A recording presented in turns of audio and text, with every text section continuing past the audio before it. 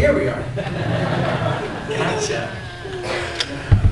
As you know, my name is Richard Wilson, and I'm very, very proud and honored to be here with you this evening to offer you, a little bit of maybe a Christmas shot in the arm.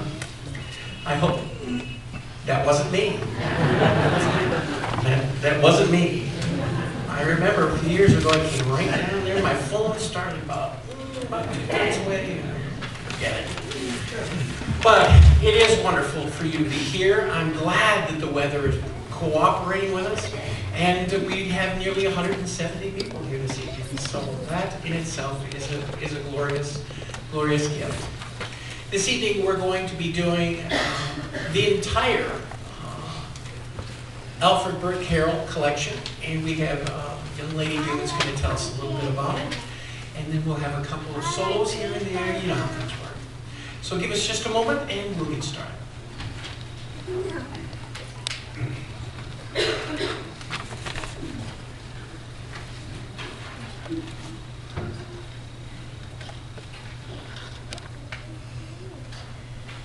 In 1922, Reverend Bates Burt began composing annual Christmas carols. 20 years later, he passed the job of composing the music for the annual Christmas carol to his son, Alfred Burt, a jazz trumpeter who had just received his music degree from the University of Michigan. For the family card that year, Alfred was invited by his father to write the musical setting for the carol, O Christmas Cometh Caroling.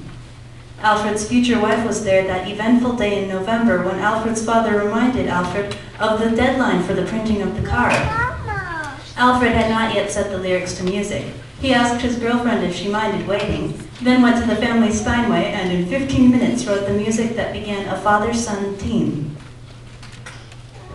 Alfred was serving in the Army Air Force Band during World War II when he wrote the arrangements for Jesu Parvole and What Are the Signs.